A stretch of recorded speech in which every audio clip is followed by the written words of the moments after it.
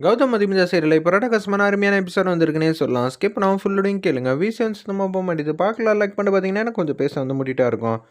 நம்ம கௌதம் வந்து விசாரிக்கிறாங்க அந்த பணத்தை கேட்டு. சார் இதுக்கு பின்னாடி நான் மட்டும் இல்லை சார். அபிஷேக்கை பார்த்து இன்னும் ஏகப்பட்ட பேர் வந்து சம்மந்தம் வந்து பட்டிருக்காங்க சார். ஆனால் என்ன பண்ணுறது, என்ன மாதிரி பாவம் செஞ்சவங்க தான் அந்த பழியை வந்து ஏற்றுக்க வேண்டியதாக இருக்குது. அவங்க பெரிய பொசிஷனில் இருக்கறனால அவங்கள மாட்டியும் விட முடியல அப்படின்னு சொல்லிட்டு இருக்காங்க அந்த இடத்துல.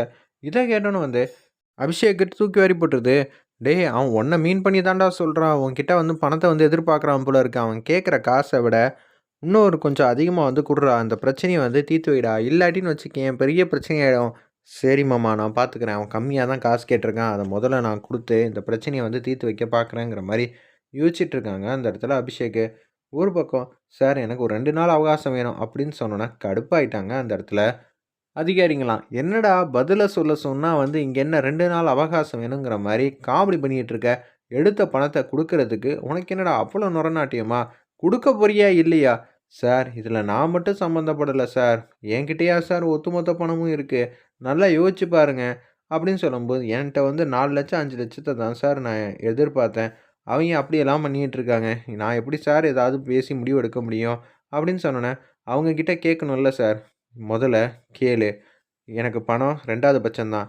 ஆனா, அவங்க யார், என்ன ஏதுன்னுங்கிற விவரம்லாம் எனக்கு தெரிஞ்சே ஆகணுங்கிற மாரி சொன்னோன்னே, 2 நாள்ல நீ சொல்லலன்னு வச்சுக்கயேன், அதுக்கப்புறம் என்ன ஆகும்னு தெரியும்ல அப்படின்னு சொல்லி அதிகாரி வந்து சொன்னோன்னே, அவங்க பாட்டுக்கு வந்து போறாங்க. அபிஷேக்கோட ஃப்ரெண்டு அந்த இடத்துல. ஒரு பக்கம் கேஷுவலா நின்னுகிட்டே இருக்காங்க. அபிஷேக் மாட்டுக்கு வந்து இந்த பிரச்சனைய தீர்த்து வைக்கணும்னா, முதல்ல அவனுக்கு ஒரு ரூ. 3,00,000 பணத்த வந்து குடுப்போம்ன்னு சொல்லிட்டு, ரூ. 3,00,000 பணத்த எடுத்துக்கிட்டு, அவங்கள பார்க்கலான்னு சொல்லி, பிச்சைக்காரன் வேஷம் போட்டுட்டு, அப்படியே வந்து போயிட்டே இருக்காங்க. ஏய்யா!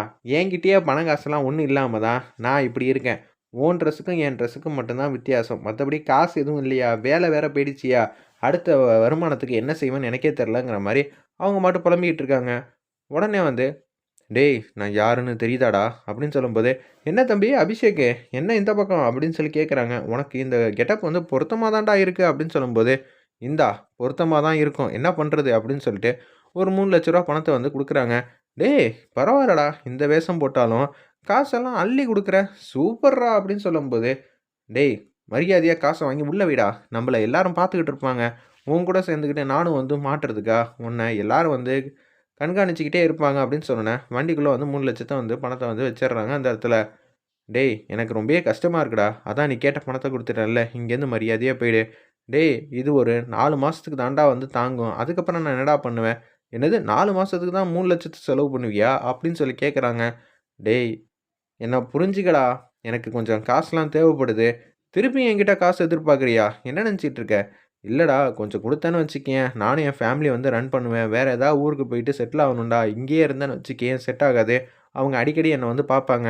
அதுக்கப்புறமேட்டுக்கு என்கிட்ட உண்மைய வந்து வாங்கிடுவாங்கடா. அதுக்கு தான் சொல்றேன்." "சரி எவ்வளோ எதிர்பார்க்குற?" அப்படின்னு சொன்னோனே, "நீ எவ்வளோ ரூவா வந்து வச்சிருக்கியோ, அதில ஒரு 10% மட்டும் குடுத்துரு. போதும். நான் உன் பக்கமே வரமாட்டேன்." அப்படின்னு அபிஷேக்கோட ஃப்ரெண்ட் வந்து கேட்டோன்னே, 10%னா என்ன ஏதுன்னு தெரியுமா?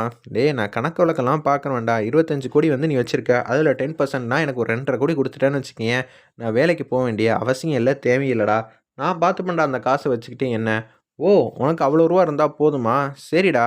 உனக்கு என்ன அவ்வளோ ரூவா தானே வேணும். சரி குடுத்துர்றேன். 10% தானே கேட்குற. அது ஒரு பெரிய பிரச்சனை இல்ல. வாங்கிக்க. அதுக்கு முன்னாடி உன்ன வேற ஒரு இடத்துக்கு வந்து பத்திரமா அனுப்பிச்சு வைக்க போறேன். சரியா? அப்படின்னு சொன்னோனே, சரிடா. என்ன வெளிநாடா? அப்படின்னு கேட்குறாங்க. ஆமான்டா. மக்களா வந்து பேசி வெளிநாட்டுக்கா வந்து போணும்னு ஆசைப்படுற? என் காசுனா நீ இப்படியெல்லாம் கேட்பியா?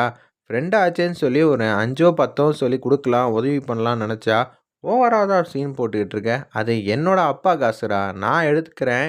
என்னமோ செலவு பண்றேன்.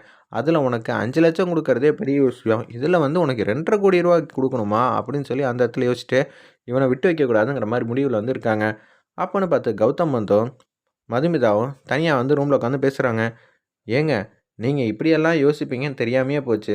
கல்யாணம் நடக்க வேண்டிய இடத்துல, இது மாரி ஒரு விஷயம் வந்து நடந்துச்சு. அப்ப நீங்க இது மாரிலாம் பண்ணுவீங்கன்னு எதிரே பார்க்கல." அப்படின்னு சொல்லி மதுமிதா வந்து பேச்ச ஆரம்பிக்கிறாங்க. "என்னங்க பண்றது? என்னோட பொண்டாட்டி வந்து அமையறவங்க. அவங்க 100க்கும் 150க்கே கணக்கு கேட்குறாங்க. அப்படி இருக்கிறாங்கன்னு எனக்கு தெரியாம போச்சுல்ல. அப்படி இருக்கும்போது இது ஒரு பெரிய அமௌண்ட்டு. அப்படி இருக்கும்போது கேட்க தான் செய்வாங்க. நான் முன்னாடியே உங்கள கேட்டு புடிச்சிருக்கணும்." அப்படின்னு சொல்லி அந்த இடத்துல காமெடியா வந்து பேசிட்டு இருக்காங்க மதுமிதா. போதுங்க. ஆஃபீஸ் மேட்டராவே பேசுறீங்க. இப்படியே பேசிட்டு இருந்தா சரி வராது. ஏங்க நீங்க மட்டும் என்கிட்ட ஆஃபீஸ் விஷயம்லாம் பேசலையா? அப்படின்னு சொல்லி அந்த இடத்துல வந்து பேச்ச ஆரம்பிக்கிறாங்க. நீங்க தானே வந்து ட்ரெய்னிங் வந்து நான் தான் எடுக்கணுங்கிற மாரி நீங்க தானே சொன்னீங்க அப்படின்னு சொல்லி எப்ப என்ன சொன்னேன்னோனே, அன்னைக்கு கௌதம் எப்படி பெர்ஃபார்ம் பண்ணாங்களோ, அதே மாரி மதுமிதா வந்து அவங்கள மாரி பெர்ஃபார்ம் பண்ணி, "என்ன உனக்கு சம்மதம் தானே?" அப்படின்னு சொல்லி அந்த இடத்துல வந்து மதுமிதா வந்து கேட்கறாங்க. 2 பேரும் கியூட்டா அழகா வந்து சிரிக்கிறாங்க. எப்படியோ நான் உங்கள சிரிக்க வச்சுட்டேன். இப்ப எப்படி இருக்கீங்க? சூப்பரா இருக்கேங்க. இது மாரி நம்ம எப்போதும் சந்தோஷமா, சிரிச்ச முகமா இருந்தா, அதுவே ஹேப்பியா தான் இருக்குங்கிற மாரி 2 பேரும் வந்து பெட்ல உட்காந்துக்கிட்டு யோசிச்சுட்டு இருக்கிறப்ப, அபிஷேக் மாட்டுக்கு வராங்க. அந்த இடத்துல, "அண்ணி, சாரி அண்ணி. என்ன மன்னிச்சிருங்க. அண்ணன் வந்து எப்படி வேணான்னு இருந்திருக்கலாம். ஆனா, அவர் என்கிட்ட குடுத்த பொறுப்புல தான் தப்பு நடந்திருக்கு. நானாவது வந்து கேட்டுருக்கணும் அந்த ரூ. 25. நானும் கேட்காம விட்டது தப்பு தான் அண்ணி. என்ன மன்னிச்சிருங்க." "இல்ல அபிஷேக். நீங்க பொறுப்பா வந்து இருக்கணும். இல்ல அண்ணி, நீங்க மிகப்பெரிய விஷயம் வந்து சாதிச்சிருக்கீங்க. இதெல்லாம் லேசு போக்குல வந்து நடக்கிற விஷயம்லாம் கிடையாது." அப்படி இப்படிங்கிற மாரி மதுமிதாவ செமையா வந்து பாராட்டிட்டு இருக்காங்க. அபிஷேக் அந்த இடத்துல, "என்ன எதுக்கு ஓவரா வந்து பாராட்டிக்கிட்டு இருக்கீங்க? அதெல்லாம் அவசியம் இல்ல, தேவையும் இல்ல. உங்க கடமைய நீங்க எப்போதும் செய்யுங்க. மத்தவங்க செஞ்சா தான் நம்ப செய்யணும். மத்தவங்க அடுத்த கட்டத்துக்கு போனா தான் பார்த்து போணும்னு அவசியம் இல்ல. நம்ப ஃபர்ஸ்ட்டு வந்து அடுத்த கட்டத்துக்கு போணும். எந்த பொறுப்பா இருந்தாலும் கவனமா செய்யணும். கவனமா இருந்தாலே போதும். உங்க அண்ணன வந்து தப்பு பண்ணிட்டாருன்னு சொல்லி நீங்களே கேள்வி கேட்டு, என்னென்ன இப்படியெல்லாம் பண்றேன்னு கேள்வி கேட்குற இடத்துல நீங்க இருக்கணும். அப்படி இருந்தா மட்டும் தான், அவரு வந்து உங்களுக்கு சந்தோஷமா வந்து பரவால்ல. என்னையே கேள்வி கேட்க ஒருத்தன் இருக்காங்கிற மாரி யோசிப்பாப்புல. நானும் அப்படிதான் இவன இருக்க சொல்றேன். இவன் எங்க இருக்கான்? இவன் என்ன விட வந்து எளிமையா வந்து இருக்கான். யாரையும் வந்து அதட்டி கூட வேலை வாங்க மாட்டான். ஏங்க குடுக்குற காசுக்கு ஏத்த மாரி தானங்க வேலை வாங்கி ஆவணும். சும்மாவா வந்து நம்ம குடுத்துக்கிட்டு இருக்கோம். முதல்ல உங்க எல்லாரையும் வந்து நான் மாத்தணும் போல இருக்கு.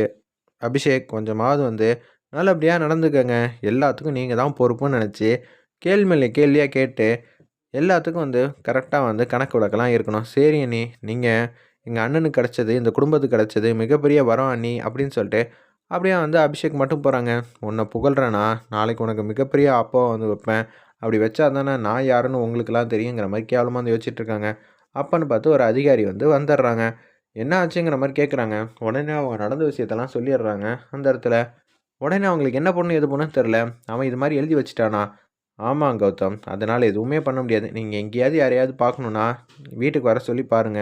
உங்கள எங்கேயும் வந்து நாங்க வந்து அனுப்பிச்சு வைக்க மாட்டோன்னோனே, மதுமிதா வந்து வருத்தப்பட்டுக்கிட்டு, "இது என்னால நடந்த தப்பு. மன்னிச்சிருங்க கௌதம்.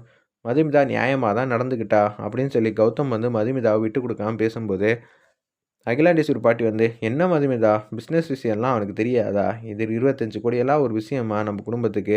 என்ன மதுமிதா இப்படி பண்ற? இதனால வந்து கௌதமுக்கு தானே பிரச்சனை. அதுவும் அவன் ஏதாவது எழுதி வச்சிருந்தானா, என்னத்த சொல்றது? கௌதம் தானே உள்ள வந்து உட்கார்ந்தாகணும்." அப்படின்னு சொல்லி அந்த இடத்துல வந்து கேட்கும்போது, "ஆமா, என்னால தான் நடந்துச்சு. மதுமிதா யாரும் பேசாதீங்க. அது நம்ம வீட்டு காசு. நம்மகிட்ட தான் இருக்கணுங்கிற மாரி சொல்றாங்க."